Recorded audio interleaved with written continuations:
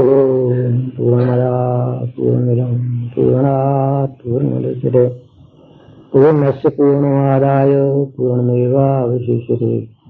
ब्रह्मानन्दं परमशिवं केवलं ज्ञानमूर्तिं द्वन्द्वातीतं गगनसदृशं तत्त्वमस्यादिलक्ष्यम् एकं नित्यं विमलमचलं सर्वदेव साक्षिभूतं भावातीतं सर्वं तन्नमामि।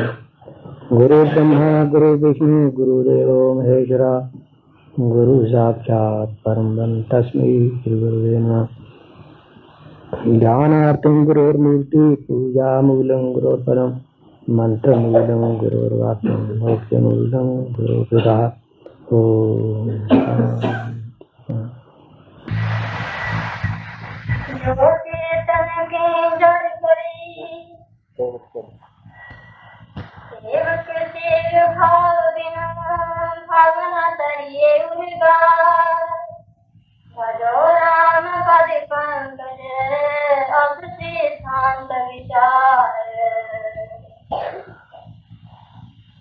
भक्ति मार्ग द्वैत से शुरू होता है।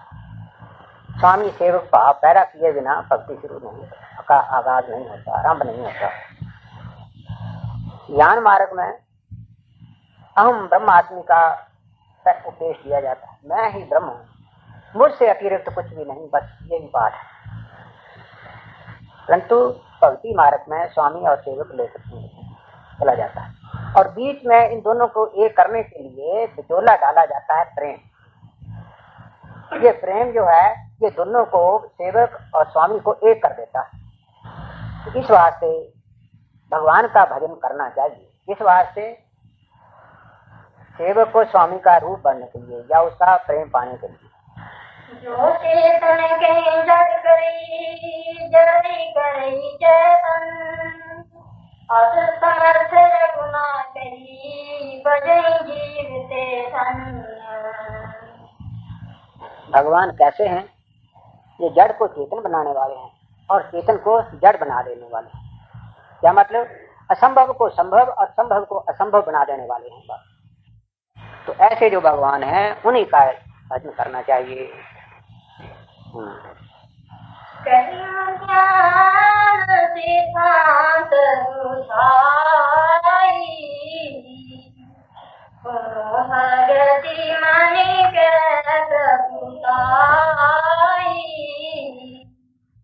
इससे पीछे ज्ञान का प्रसंग था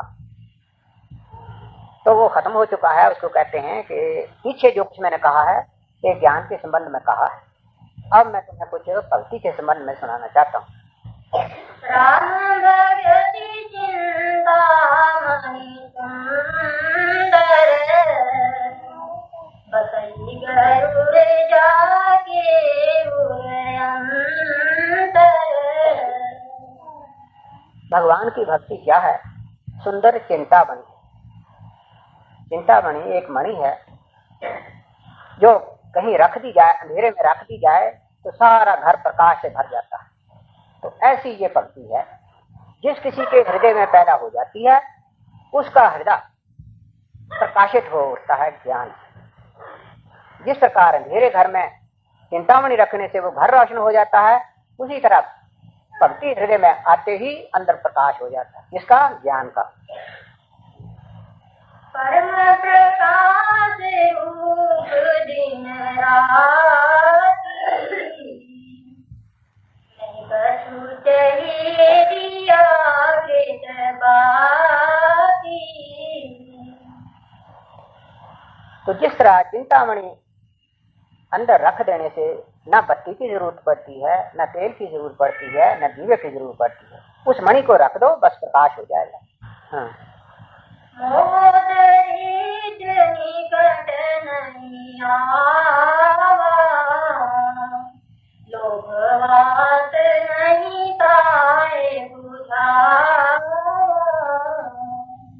ठीक इसी तरह से जिस आदमी के हृदय में प्रेमा भक्ति रूपी दीपक जग जाता है, भगवान का प्रेम पैदा हो जाता है, तो उस दीपक के जगने से, उस प्रेम के आने से, प्रेम का दीपक जगने से क्या होता है? कहते हैं मोह दरिद्र निकट नहीं जावा। उसके नजदीक मोह नहीं जा सकता। मोह क्या? अज्ञान। भला जहां पर दीपक जगे, गैस जग जाए, फिर वहां अंधेरा रह सकता है? नहीं रह सकता। इसी तरह जहां भगवान का प्रेम आया वहां अज्ञान नहीं रह सकता। लोग बात नहीं ताहि बुझावा, और ना ही उस दीपक को हवा लगे तो बुझ जाता है। इसी तरह उसके नजदीक लोभ रूपी बात नजदीक नहीं जाता, क्योंकि वो मणि ऐसी है कि जहां जिसके अंदर आ गई उसको किसी चीज की जरूरत ही नहीं रहती, तो लोभ कहां से आए? जिस तरह कोई आदमी खूब पेट भर करके अन्न खाए तो अच्छे अच्छे पदार्थ भी उसके पास पड़े रहें तो उनकी तरफ उसका मन नहीं जाता। इसी प्रकार प्रेमा भक्ति जिसके अंदर आई फिर लोभ के कुछ माने नहीं रह जाते। सब लय विद्यातम मिट जाई, सकल सरल समुदाई। उसके अंदर अविद्या का जो अंधेरा है ये नहीं रहने पाता, और काम, क्रोध, लोभ, मोह, अहंकार, ईर्ष्या, बैर, विरोध, ये जितने पतंगे और दुष्ट हैं उस रोशनी के होते ही सब निकल जाते हैं। अंधेरे घर में दीपक जलाया नहीं कि उस घर से जितने भी मच्छर वगैरह हैं, जानवर, सारे सब निकल जाते हैं, सब छुप जाते हैं, पता नहीं कहीं कहाँ छुप जाते हैं। हल्का मादिनी कट नहीं जानी, भगति जाके उगमानी। गल सुधा समय हित होई, तेमनि सुख पावना कोई। ऐसे भक्त के लिए कहते हैं गरल सुधा सम, जहर उसके लिए अमृत के समान हो जाता है। मीराबाई को जहर घोल करके तो नौकर ले आया था, जिसको राणा ने दिया था कि जाओ जाकर उससे कहो कि आज हमने ठाकुरों की पूजा की थी तो ये तुम्हारे लिए चरणामृत भेजा है। उसने कहा ठाकुरों का चरणामृत? हाँ ठाकुरों का चरणामृत लाओ। लिया और उस जहर के प्याले को पी लिया, उससे कुछ भी नहीं। वो जहर जो था वो अमृत के रूप में बदल गया। तो कहते हैं गरल सुधा सम अरिहित होई, और जो दुश्मन होते हैं वो मित्र बन जाते हैं। तेरी मानी बिन सुख पावन कोई। कहते हैं आप लोग सुख चाहते हो, परंतु इन संसारी किसी भी वस्तु में सुख नहीं है। जिससे सुख समझते हो वो धोखा है। आज सुख है तो कल को दुख आएगा, परंतु आप उस दुख को जो आने वाला उसकी तरफ ध्यान नहीं ले जाते, इस वास्ते समझते हैं सुख ही सुख। समय आता है फिर जब दुखों की बारिश होने लगती है, फिर रोते हो, चिल्लाते हो, परंतु फिर छुटकारा कहाँ? भाई सुख होगा था तो अब दुख होगा नहीं। तो कहते हैं सुख पाना है तो तेरी मणि बिन सुख पावन कोई। प्रेमा भक्ति रूपी जो मणि है यही सुख देने वाली है। चाहे इसके लिए कितनी मेहनत करनी पड़े, कितनी कुर्बानी करनी पड़े, कितना समय लगाना पड़े, परंतु कोशिश करो तो इसी को हासिल करने की कोशिश करो। मानस रोग न भाई, जिनके बस सब जीव दुखाई। फिर इस भक्ति मणि के अंदर आने पर क्या होता है? मानस रोग नहीं व्यापते। शारीरिक रोग जो शरीर को होते हैं, मानसिक रोग फिक्र, चिंता, शोक, भय, ये सब मन को होते हैं। तो कहते हैं ये जो है ये भी नजदीक नहीं आते। जिसके अंदर ये दीपक जग जाता है प्रेम का, उसके अंदर ये नहीं आ सकते। जिनके बस सब जीव दुखारी, सब जीव इस मानसिक रोग से दुखी है, परंतु वो प्रेमी भक्त इस दुख से छूटा रहता है। राम भगति मणि उर बस जाकी, नवलेस न सकनि मुताकी। ये भगवत भक्ति जिसके हृदय में बस जाती है, दुख क्लेश उसको जागृत अवस्था में क्या, उसे स्वप्न में भी नहीं उसके नजदीक आ सकता, क्योंकि जो जागृत में सो ही स्वप्न में। जागृत में प्रभु सामने है, स्वप्न में भी सामने, तो दुख क्लेश कहाँ से आ सके। चतुर शिरोमणि के जग माही, ये मणि लाग सुजतन कराही। तो कहते हैं जगत में विद्वान कौन है, बुद्धिमान कौन है, समझदार अकलमंद दूरंदेश जिसे कहना चाहिए। कहते हैं जिनका लक्ष्य इस मणि को प्राप्त करने का है, प्रेमा भक्ति को अपने हृदय में बसाने का है, बस वही समझदार है, वही दूरंदेश है। तो मणि जग की प्रगट जग है, राम कृपा दिन नहीं कोई है। तो कहते हैं लोग ग्रंथों में पढ़ते हैं, सुनते भी हैं, समझते भी हैं,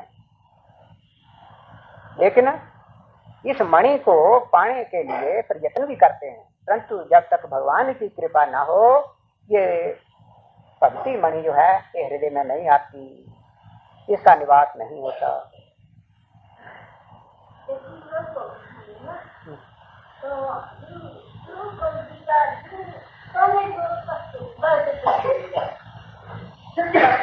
तो कहते हैं कि अगर जो भगवान की कृपा है ना, वो तो अपने बस की नहीं। दयालु ने दान करना है तो अपनी मर्जी से करना है, पता नहीं किस वक्त करे, कब करे, कितना करे, लेकिन अपना भी तो कुछ पुरुषार्थ होना चाहिए। तो वो पुरुषार्थ क्या है, इस भक्ति मणि को लेने के लिए क्या करना चाहिए, तो उसका आगे जिक्र करते हैं।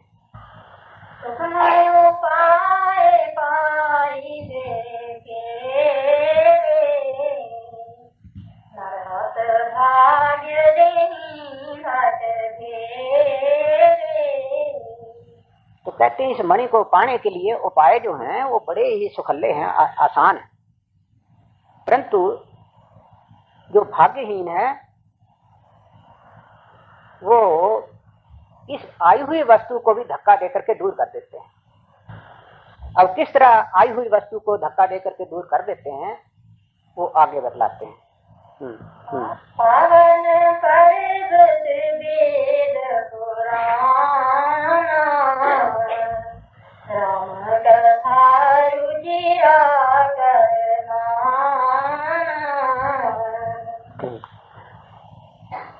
मणि सज्जन सुमति दुलारी, ज्ञान विराग नयन उरगारी। तो कहते हैं इसके उपाय क्या हैं। वेद शास्त्र पुराण महापुरुषों के रचे हुए जितने भी सब ग्रंथ हैं ये क्या है, एक पवित्र पर्वत है। तो इन पर्वतों में क्या मिलता है, बड़ी कान्य होती हैं, कई छुपी हुई। तो इन्हीं के अंदर वेद पुराण शास्त्र महापुरुषों के वचन है, इनके अंदर बड़ी छुपी हुए हीरे लाल जवाहरात हैं। क्या, उस प्रभु को पाने की युक्तियां, उसमें उपाय लिखे हुए हैं,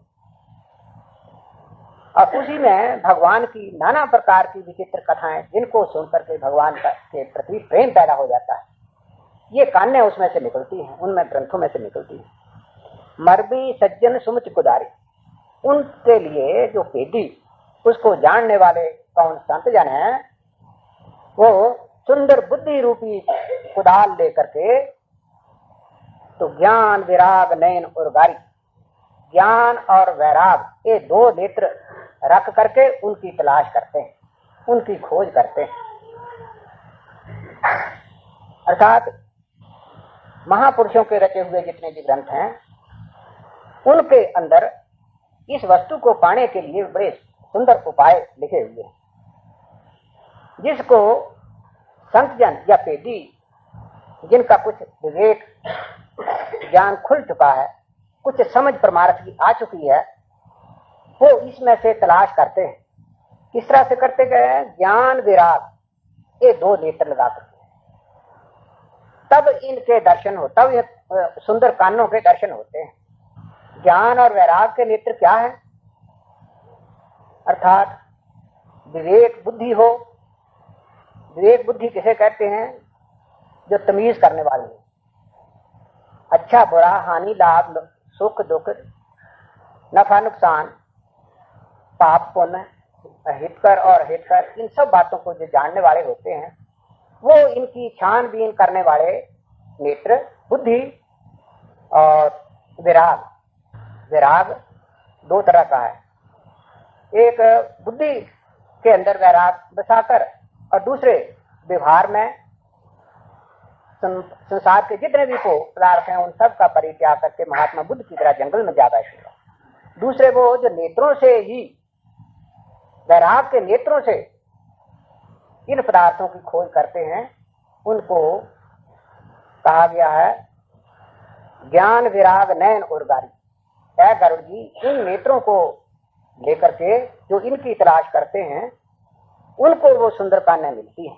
हाँ, भाव सहित खोजहि जो प्राणी,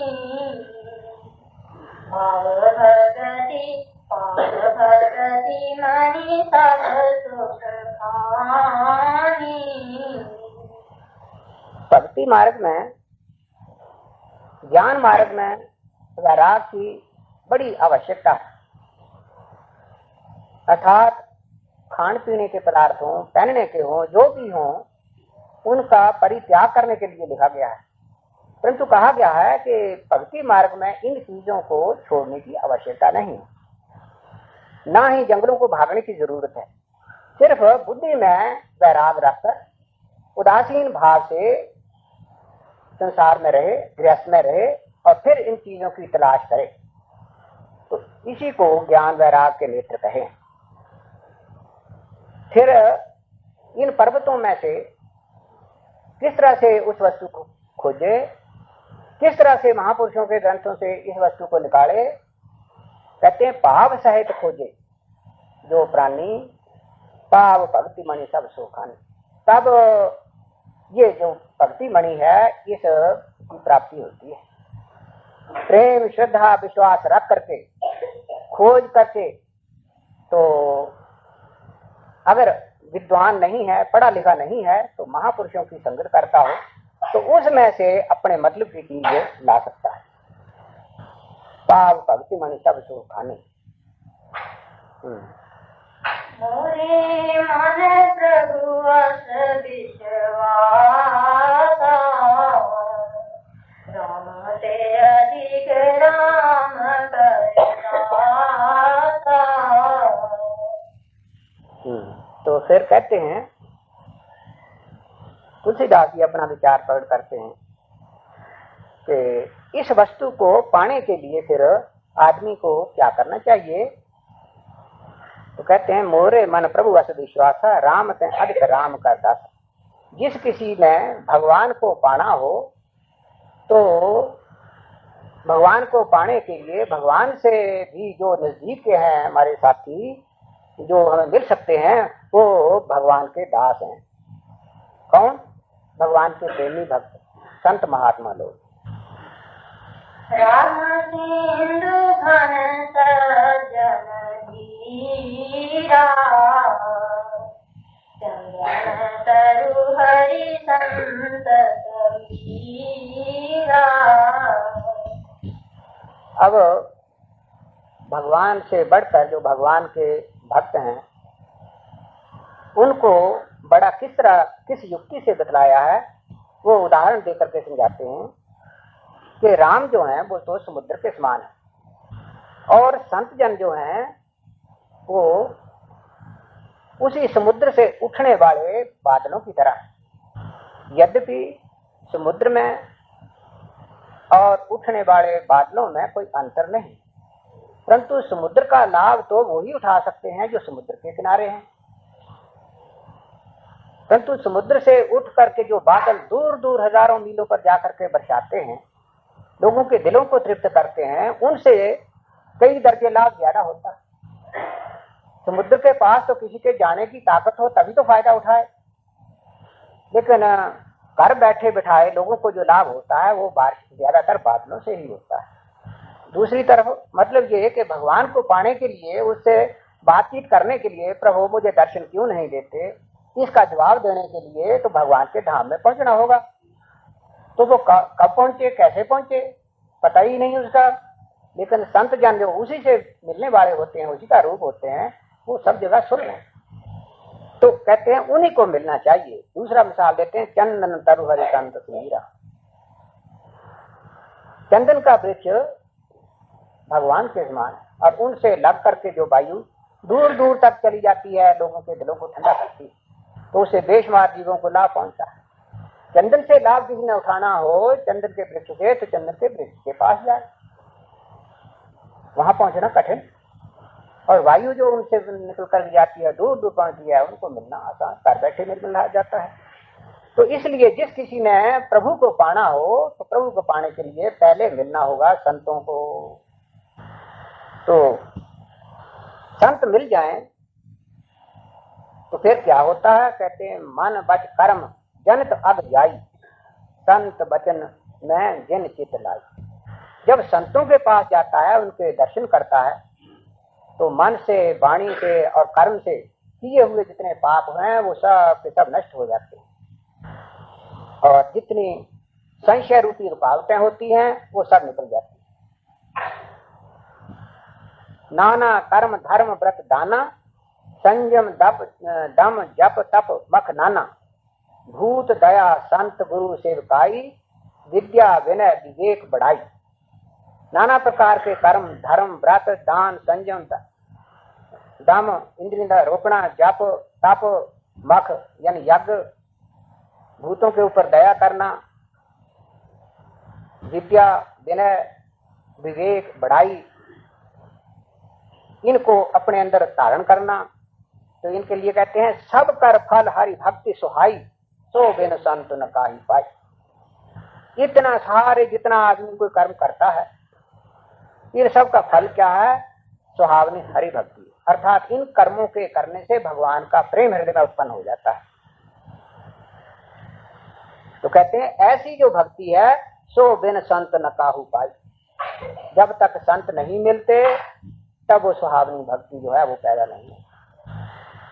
ये सारे कर्म करने पर अंतःकरण की शुद्धि होकर के भगवान का प्रेम हृदय में पैदा होता है, परंतु संतों के मिलने से वो सारे पाप दूर हो जाते हैं और ज्ञान का प्रकाश हृदय में हो जाता है, सारे पाप जो है मिट जाते हैं। दूसरे शब्दों में ये जितना भी कर्म कांड है, इन सब को एक तरफ रख करके एक चित्त होकर के संतों में के चरणों में लेव लगाकर उनकी आज्ञा अनुसार जो वो बतलावे उसके ऊपर चलने का प्रयत्न करना चाहिए।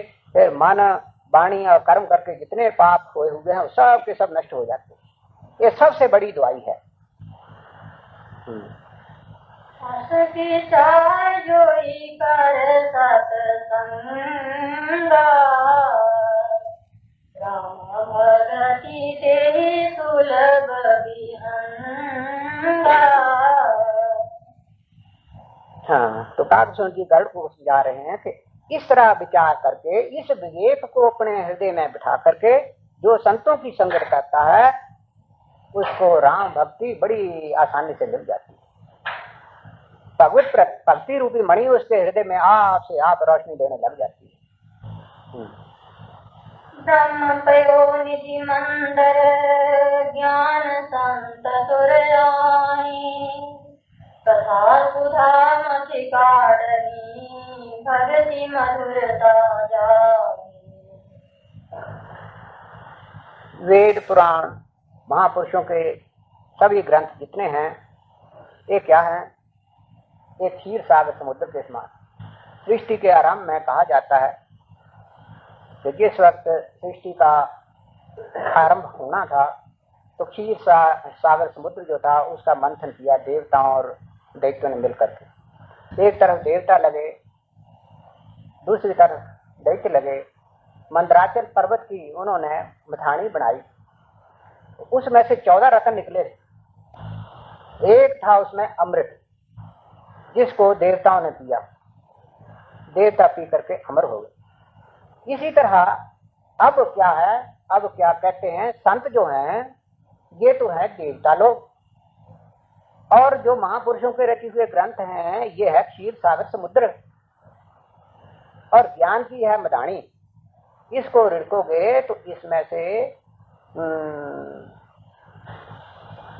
कथा सुधा मत ताड़ई भक्ति मधुरता जाए। इसमें भगवान की जो नाना प्रकार की कथाएं हैं, जो भक्त के हृदय में प्रेम पैदा करने वाली हैं, भक्ति पैदा करने वाली हैं, वो इसमें से उत्पन्न होती है। वहां अमृत पैदा हुआ था और यहाँ जो पैदा हुआ तो भगवान की सुंदर कथाएं हैं जिससे भक्ति उत्पन्न होती है। भक्ति मधुरता जाए, इसकी जो मिठास है वो भक्ति है।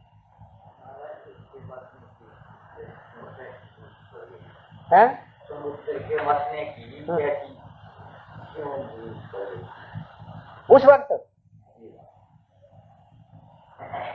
वक्त क्यों पड़ी थी? उस वक्त भगवान ने सृष्टि आगे उत्पन्न करनी थी ना, तो जब तक सृष्टि जैसी भगवान बनाना चाहते थे वो ना बनती तब आगे बात ना बनती थी।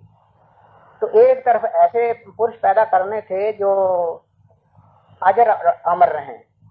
जिस तरह अब भी समझ लो कि किसी ने किसी मुल्क के ऊपर हुकूमत करनी, तब वहां पर कुछ अफसर मुकर्रर करने होंगे, वो इंतजाम रखेंगे, तो दूसरे फिर आगे रियाया होगी जिनके ऊपर हुकूमत की जाएगी।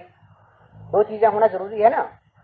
तो इसी तरह उस वक्त भी जरूरत पड़ी कि कुछ ऐसी रचना हो, कुछ ऐसी रचना हो जो इसके संसार को चलाने वाली हो, और कुछ ऐसी हो जो जिनके ऊपर वो हुकूमत हो। तो एक तरफ तो वो रियाया बनाई और दूसरी तरफ देवता बनाए जो उस अमृत को पिलाकर अजर और अमर बना दी।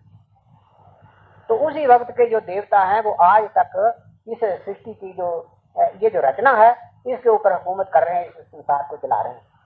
कौन कौन से देवता? हवा, मिट्टी, पानी, आग, आकाश, सूर्य, चंद्रमा, ग्रह जितने भी हैं ये सारे क्या हैं? ये हमारे अफसर हैं, ये हमारे देवता हैं। ये निष्काम भाव से उसी वक्त से हमारी सेवा उस प्रभु की आज्ञा पा करके सब हमारी सेवा कर रहे हैं और हम अपना जीवन चला रहे हैं। तो उस वक्त फिर भगवान ने कोई और भी लीलाएं रचनी थी, इस वास्ते उसमें से समुद्र में से कई और भी चीजें निकाली गई जिनसे फिर तो काम लिया गया। इस जगत में धन्वंतरी की पैदाइश भी उसी वक्त हुई। फिर उस वक्त की एक मोहनी रूप हुआ, कितने ही रूप हुए हैं, पर जो भी पैदा किए उन सब से फिर बाद में काम लिया गया। यानी सृष्टि की रचना करनी थी तो उस वक्त जो बीज लेना था वो वहां से ही लिया, वहां से ही सारी रचना हुई। अच्छा, फिर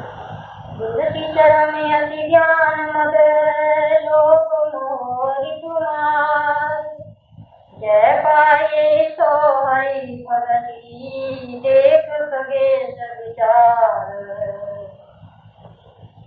वीरति चर्म तो कहते हैं इस मार्ग पर वैराग की तो ढाल है और ज्ञान की तलवार है। जिस तलवार से लोभ मोह रूपी शत्रुओं को मारा जाता है और मार करके फिर जो विजय प्राप्त की जाती है वो हरि की भक्ति है जो इससे प्राप्त होती है। गर्भीय विचार करके देखो, इस मार्ग के ऊपर चलना है तो वैराग की ढाल लेनी होगी। वैराग जिसके हृदय में होगा उसको, और ज्ञान की ढाल जिसके पास, तलवार जिसके पास होगी उसको कोई डाकू चोर ठग उसको उसके नजदीक नहीं आ सकेंगे। क्या मतलब?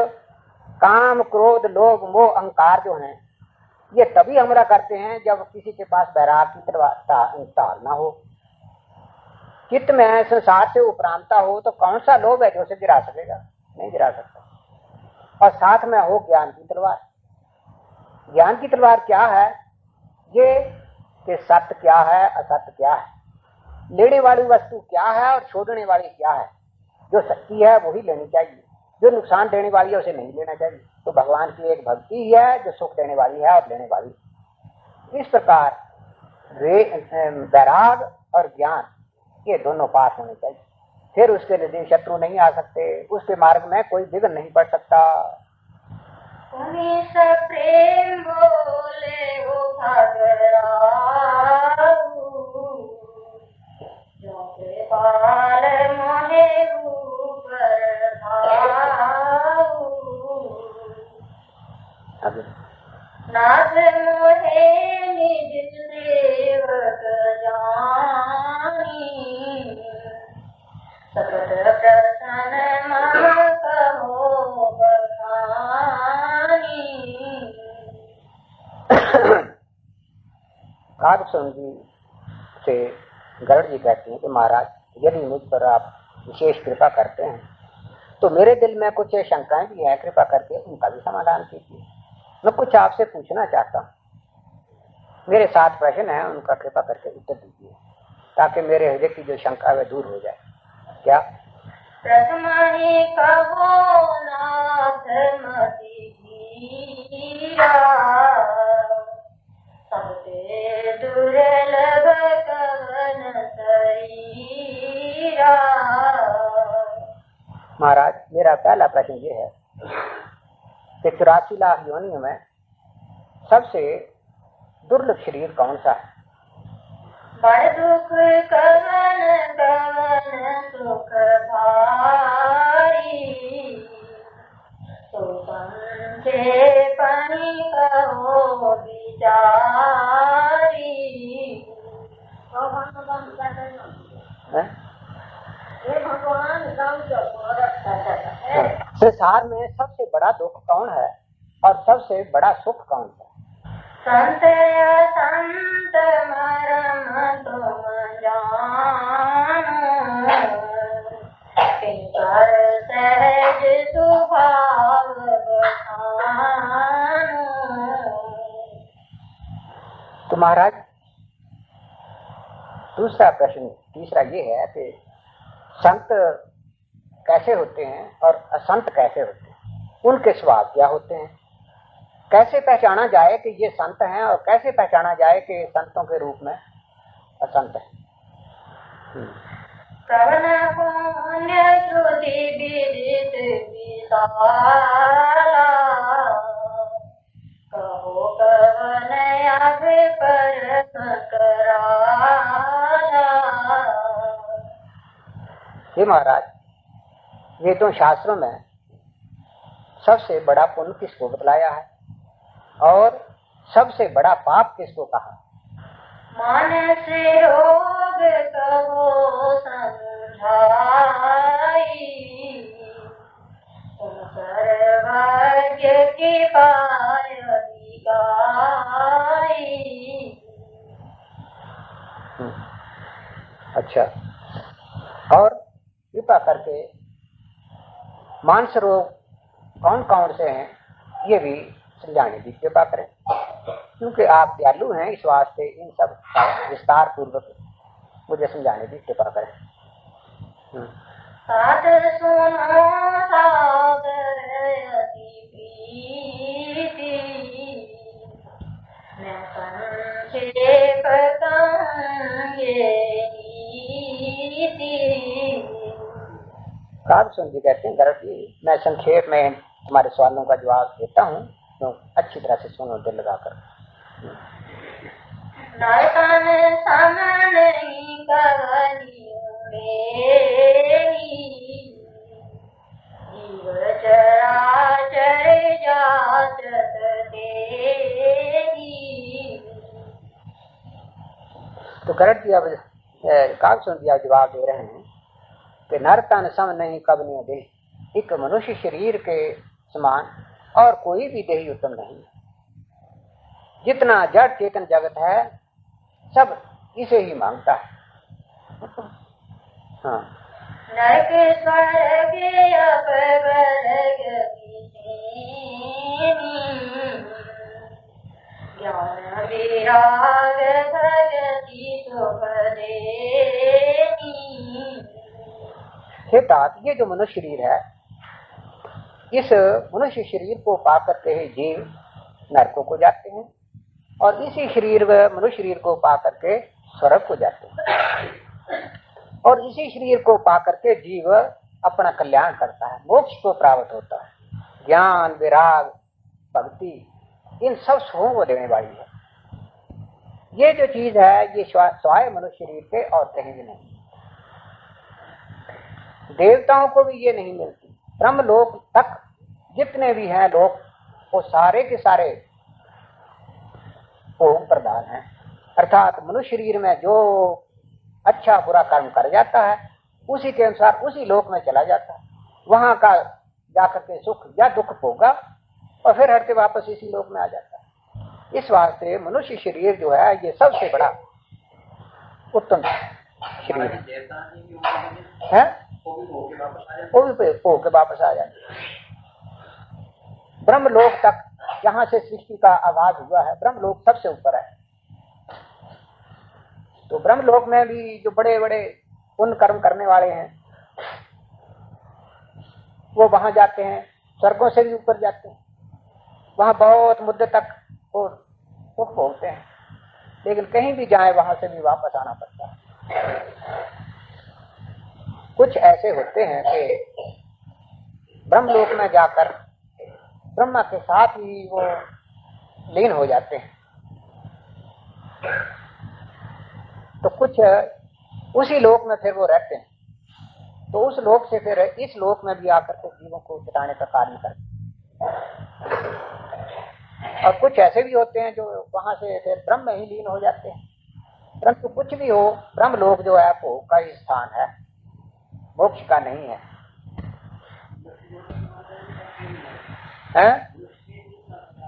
क्या ना, एक कोई जरूरी नहीं, चाहे ब्रह्म लोक से आए चाहे स्वर्ग से आए, ये कोई जरूरी नहीं कि हाथ करके मनुष्य शरीर में आए, क्योंकि उसके बाद फिर कर्मों का सिलसिला कैसे जारी होता है, उसके बाद कर्मों की तय कैसी आती है, वो उसके ऊपर होगा। हाँ, इतना जरूर होता है, शरीर छोड़ने पर तत्काल जीव के कर्मों की छांट हो जाती है, पाप और पुण्य अलग अलग हो जाते हैं। तो जो उच्च दर्जे के पुण्य कर्म हैं उनको, उनका भोग तो फर्ज करो वो स्वर्ग लोक में ही हो सकता है या ब्रह्म लोक में ही हो सकता है, तो वो ब्रह्म लोक में करता है। और उसके बाद फिर कुछ ऐसे कर्म हो सकते हैं उसके कि वो छोटी हल्की किस्म के पुण्य कर्म है, तो हल्की किस्म के पुण्य कर्मों को भोगने के लिए फिर मनुष्य शरीर में आ जाते हैं, क्योंकि मनुष्य शरीर भी है। आप यहाँ भी देखते हैं कई आदमी ऐसे हैं जो इस मनुष्य शरीर में रहते हुए स्वर्ग का सुख भोगते हैं, उनको दुख कभी नहीं, किसी चीज की उनको कमी नहीं, मनुष्य शरीर में रहते सुख भोगते हैं, वो भी एक किस्म का हल्का स्वर्ग ही है। तो इस तरह कई दफा ऐसा होता है। और जो जीव मनुष्य शरीर में बड़े उग्र पाप करते हैं वो नरकों को जाते हैं। तो नरकों में जितने जितने कर्म नरकों में भोगने के काबिल होते हैं वो नरकों में भोगते हैं, लेकिन जो हल्की किस्म के छोटे कर्म रह जाते हैं वो फिर मनुष्य शरीर में आ जाते हैं ना, इस लोक में आ जाते हैं। तो इस लोक में आकर के कीड़ा पतंगा पशु पंछी जानवर वगैरह इनमें आकर के दुख भोगते हैं, मनुष्य शरीर में नहीं आते। क्यों? पाप कर्म जो उनके पीछे है। हाँ, मनुष्य शरीर में भी जो भोगने लायक हो तो उनमें भी आ जाते हैं। मनुष्य शरीर में भी तो आप देखते हैं कि कई आदमी ऐसे हैं कि शक्ल तो बेशक उनकी आदमी की है, लेकिन आचरण बिल्कुल पशुओं का है। सुख दुख का किसी भी चीज का उनको ज्ञान नहीं है। अच्छा करते हैं अपनी तरफ से, लेकिन होता बुरा है, कष्ट ही कष्ट भोगते हैं, तो ये पशु ही है और क्या है। बाद लोग ऐसा ख्याल करते हैं कि स्वर्ग और नर्क नहीं है, लेकिन ये बात बिल्कुल युक्ति है और ठीक है। स्वर्ग भी है और नर्क भी है, इस लोक में भी स्वर्ग नर्क है और विशेष भी है। मनुष्य ऐसे ऐसे कर्म कर मारता है कि पाप कर्म ऐसे कर मारता है कि जो इस शरीर से भोगे ही नहीं जा सकते। क्योंकि आप देखते हैं कि मनुष्य शरीर में जो दुख होता है एक हद तक ही भोगा जाता है, उसे जरा ज्यादा हुआ तो मर जाता है। अब दुख भोगना है बहुत ज्यादा, वो कैसे भोगा जाए? तो उसी के लिए उनको यातना दे मिलती है। प्रभु ने अपनी एक इस संसार को बनाकर हर तरह का सौदा हर दुकान में बना रखा है।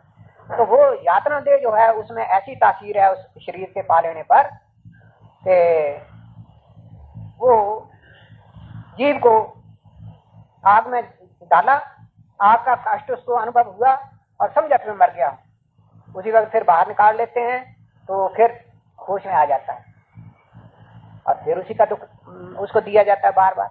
इस प्रकार जिस तरह सोने को या लोहे का जो मैल है उसको निकालने के लिए बार बार अग्नि में दिया जाता है और बुझाया जाता है, इस तरह जितनी मैल होती है उस तरह सारी उसकी साफ की जाती है। वो मरता नहीं है और शरीर वैसे बना रहता है। उसको प्रतीत होता है कि बहुत जो कष्ट हुआ है मैं मर गया हूँ। इसी तरह जिन्होंने और सुख भोगना है तो ये भी आदमी इस शरीर में एक हद तक ही भोग सकता है। जरा सुख ज्यादा हो, खुशी ज्यादा हो जाए तो भी शरीर नहीं रह सकता। लेकिन जो स्वर्गलोक है उसमें दिव्य देह मिलती है। दिव्य देह की तासीर ऐसी है कि उसको जितना सुख है पहुंचाया जाए वो ज्यादा से ज्यादा सुख को सहन करने के योग्य है। वहां दुख का नाम ही नहीं है तो वहां उसका शरीर शांत नहीं होता। और वहां जन्म मरण का भी दुख नहीं है, ना वहां जाकर जन्म होता है ना मरण होता है। इस लोक से जाते हैं तो जिस तरह आकाश में देखते हो कुछ भी नहीं है, लेकिन थोड़ी देर के बाद देखते कहीं से कुछ थोड़ा सा बादल का टुकड़ा आ गया। देखते देखते वो सूक्ष्म का स्थूल होते होते कितना बड़ा मोटा बन जाता है। बस इसी तरह वहां जाकर के देव आदमी की बन जाती है दिव्य देह। और जब उसका अंत होने लगता है तो इसी तरह ऐसा ऐसा ऐसा उसके परमाणु जो है वो अलग होते चले जाते हैं। परमाणु अलग हो गए और जीवात्मा अलग हो गए। तो जन्म मरण भी वहां पर नहीं है, उसका ये मतलब है। इस संसार की सृष्टि की तरह वो सृष्टि जो है वो मैत्री सृष्टि नहीं है। हरे हरि भजन मांगे विषय रत मंद मंद तो कहते हैं ये ऐसा कीमती मनुष्य शरीर है। इस मनुष्य शरीर को पा करके जो लोग भगवान का भजन नहीं करते और विषय भोगों में ही लगे रहते हैं वो महा ही मूर्ख हैं। उनके समान कोई मूर्ख नहीं। उन्हें इतनी भी समझ पशुओं को नहीं आई कि जिस शरीर को सुख पहुंचाने के लिए विषय भोगों के लिए हम अपना सारा जीवन लगा देते हैं, कोई चीजें हमको अगला शरीर मिलने पर चाहे कहीं भी मिले, पशु पंछी कीड़ा पतंगा कहीं भी मिले, घोड़े गाय बैल का, वहां ये चीजें सारी की सारी पांचों इंद्रियों के पांचों विषय मुफ्त में मिल रहे, जिनके लिए मैं अब सारा जीवन लगा रहा हूं। इतनी मंदबुद्धि के आदमी हैं। हाँ। पांच के बदले तेरे कटे डाल पर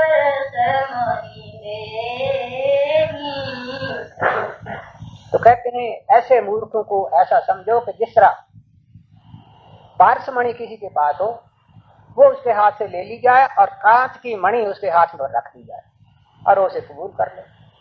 ऐसे ही इन आदमियों को समझना चाहिए जो ऐसे कीमती शरीर को जिसको पा करके अपना जन्म मरण खत्म करना था, संसार के दुखों से सदा के लिए छुट्टी पानी थी, उस जगह पहुंचना था जहां जन्म मरण नहीं है, सदा सुख शांति और आनंद का स्थान है, उसको पाना था। लेकिन उसके बदले में क्या करता है, इस शरीर को छोड़कर एक पशु की योनि में जा पड़ता है। तो क्या कहा जाएगा उस आदमी को भाई? क्योंकि ये जो चक्कर चल रहा है तो जिस तरह रेस्ट की टिंडा नीचे से ऊपर, ऊपर से फिर नीचे, नीचे से फिर ऊपर, ऊपर से फिर नीचे, इस तरह ये 84 लाख योनियों में चक्कर काटता रहता है। तो इससे छूटने का अगर मौका है तो ये मनुष्य शरीर है। तो इस मनुष्य शरीर को पशुओं की तरह नहीं इस्तेमाल में लाना होगा। इससे ज्यादा से ज्यादा फायदा उठाने की कोशिश करो। नहीं दरिद्र सम दुख जग माही, संत मिलन सम सुख जग नाही। तो कहते हैं कि सवाल किया था ना कि सबसे बड़ा दुख कौन है, तो कहते हैं गरीबी के समान कोई दुख नहीं। गरीबी सबसे बड़ा दुख है। गरीबी जिसके अंदर है, कौन सा पाप उससे फिर नहीं होता। बुभुक्षिता किंग न करोति पाप। पेट भूखा हो तो उससे कौन सा पाप है जो नहीं होता। संत मिलन सम सुख कछु नहीं, और जिसको संत मिल गए इसके समान कोई सुख नहीं।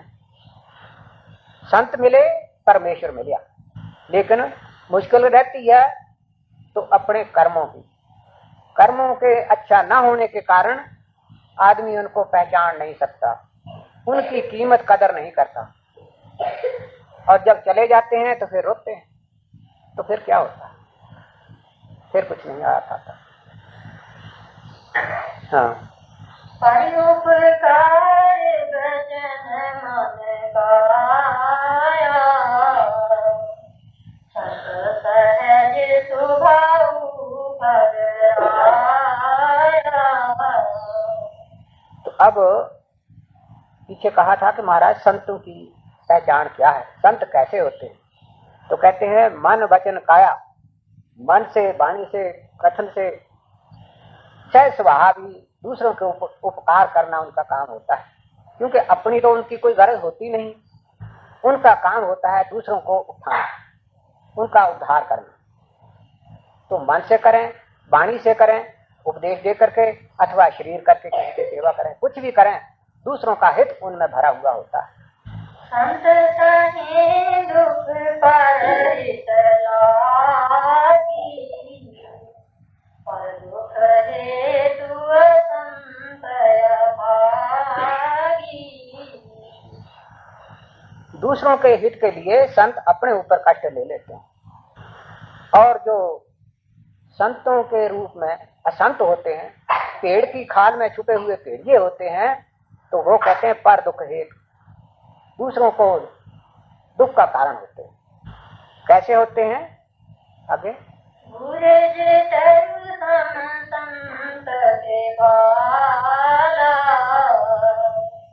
परित नीति सह विपति विशाला। भू रज तरु संत कृपाला, कृपालु संत मट्टी की तरह, वृक्ष की तरह होते हैं,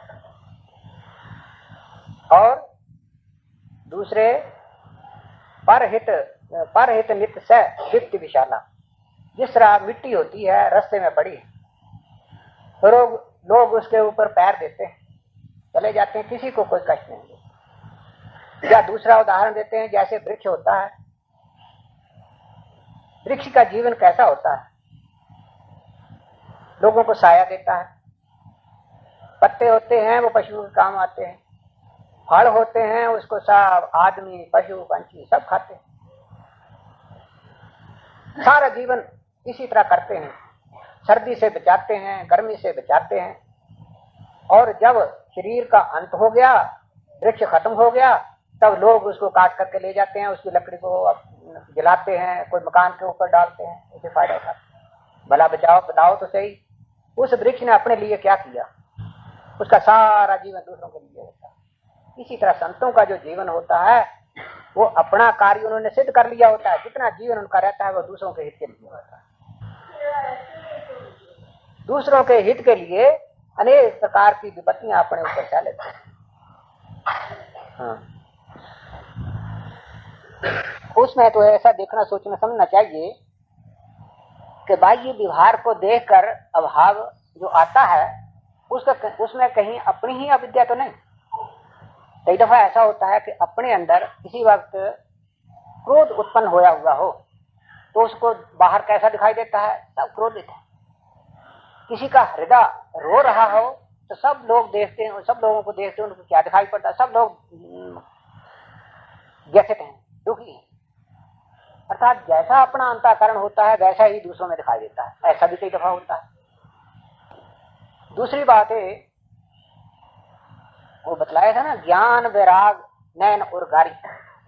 तो ज्ञान और वैराग के जो नेत्र अगर अब उसके होंगे तो वो तो अभाव नहीं अल्लाह ने देंगे, वो तो आएगा ही नहीं।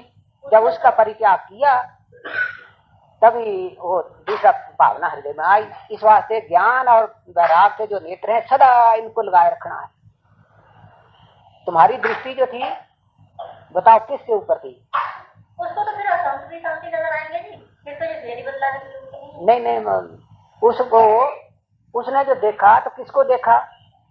संतों को देखा या शरीर को देखा?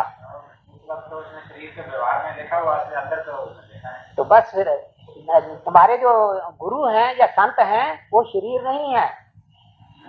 तुमने जो व्यवहार देखा वो शरीर द्वारा देखा, उनके शरीर को देखा।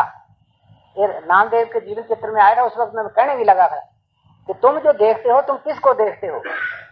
तुम देखो संतों को। संत क्या है? संत शरीर नहीं है। संत ये कपड़ा पहने हुए हैं, संत इसके अंदर छुपे हुए हैं।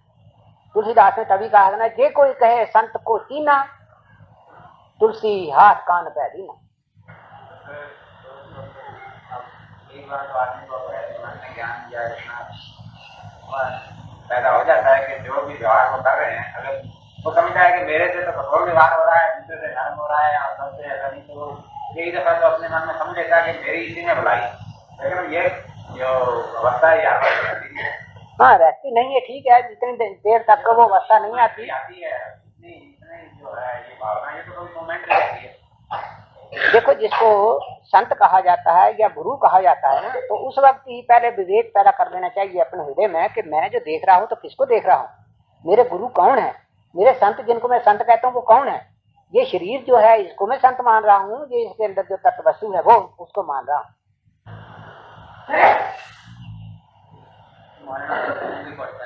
एक जगह लिखा है, जाको दीजे तासो लीजे, जाको दीजे तासो दीजे। आपने जो अपना जीवन किसी को अर्पित किया है तो किसको किया? उस शरीर को किया या उसके अंदर जो वस्तु है उसको किया? जो इसके अंदर है जो उसको किया, तो काटे में नहीं। और अगर शरीर को दिया है तो उस शरीर से का काम तो है ही, है तो अविद्या का बना हुआ है। कोई बात इसकी समझ में आएगी और कोई नहीं आएगी। बाकी एक बात और है कि संतों का जो आचरण होता है, तो मैंने कहा था कि संतों के आचरण को देखकर ये जरूरी नहीं कि तुम भी अपना आचरण वैसा ही बनाओ। तुमको वो कुछ करना चाहिए जो संतों की ओर से आज्ञा मिलती है। संत ऐसी बातें भी कर सकते हैं जो संसार में अनुचित रूप से हो, उचित ना हो, समझी जाए, उसको समझा जाए पागलपन, पागलों का काम। ऐसा देखने में आ सकता है संतों के शरीर द्वारा होता हुआ, लेकिन हो सकता है कि उसी के अंदर कोई ऐसा राज छुपा हुआ जिसे तुम नहीं जानते।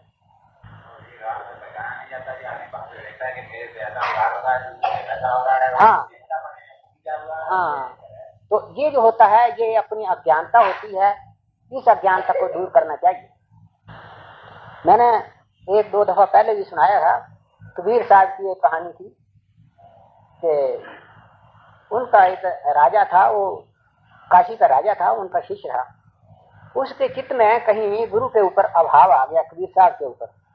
तो कबीर साहब ने फिर उनको अब जगाना था, तो जगाने के लिए क्या उन्होंने खेल रचा कि बाजार में गए, एक वेश्या को अपने साथ लिया और साथ में एक थाली लेकर के उसके बीच में दो बोतलें रख लिए, गिलास रख लिया और उसके ऊपर रुमाल उड़ा दिया। ला करके तो एक हाथ में वो ले लिया और वेश्या के साथ अपने हाथ से पकड़ लिया, बाजार में चल पड़े। तो साधु संत जो होते हैं उनके अनुयायी भी होते हैं और दूसरे विरोधी लोग भी होते हैं। तो उन्होंने जब देखा तो उन्होंने कहा, आज तो हमारी बनाई, हम जो समझते थे पाखंडिया, आज पाखंड सामने आ गया। शराब पी हुई है, वेश्या साथ पी हुई है और ये बोतलें शराब के साथ में रखी हुई, बीच में कबाब रखा हुआ। लोग उनके पीछे तालियां बजाने के लिए चल पड़े। तो ये उन्होंने मौका देख करके ही रखा था। उधर से वो राजा जो था वो बाजार में से आ रहा था, तो उसने देखा कि आज तो कबीर साहब मेरे गुरु हैं और ये क्या बात बनी बनाई है। उनकी और भी वो भावना जो थी वो बदल गई। तो जिस वक्त नजदीक आए तो कबीर साहब ने वो जो बोतलें थी उनको लेकर के अपने पैरों के ऊपर पहले एक खोला, खोल करके ऊपर डाला, फिर दूसरी बोतल खोली और डाल दी। अब उस राजे ने देखा, समझदार था, कहने लगा कि अगर ये शराब होती तो शराब भी आदमी तो कभी भी शराब इस तरह से गिराता, ये तो कुछ और ही बात है। तो उसने पूछ लिया, महाराज आज ये क्या स्वांग धारण कर रखा है? व्यंग से पूछा। वो कहने लगे भाई तू अंधा हो गया तो मैं क्या करूं, सोमनाथ के मंदिर को आग लगी हुई है, वो मैंने बुझाई है। अब उसके कुछ कान खुले, मैंने कहा भाई एक देखना चाहिए। उस वक्त मोटर रेल गाड़ी वगैरह तो कोई थी नहीं, उसी वक्त सांड स्वार भेजा, सोमनाथ के मंदिर पहुंचाया। तो वहां जाकर के पूछा कि भाई ऐसा सुनने में क्या बात थी, यहाँ को मंदिर को आग लगी थी? उन्होंने कहा हाँ, ये जो पर्दा बाहर लटका हुआ है, इस पर्दे को बत्ती जगाई हुई थी, उसको आग लग गई थी, तो कुलिये साहब उस वक्त यहाँ थे, उन्होंने ये बुझाया, आग बुझाई। वो वापस आया, आकर के उसको सुनाया, तो राजा आन करके चरणों पर गिरा। इस तरह एक नहीं अनेक महात्माओं के उनकी करामातें समझो या कुछ भी उनके चरित्र समझो, लोगों को शिक्षा देनी तो कि उनका निशाना कहाँ होता है और बात कहाँ होती है।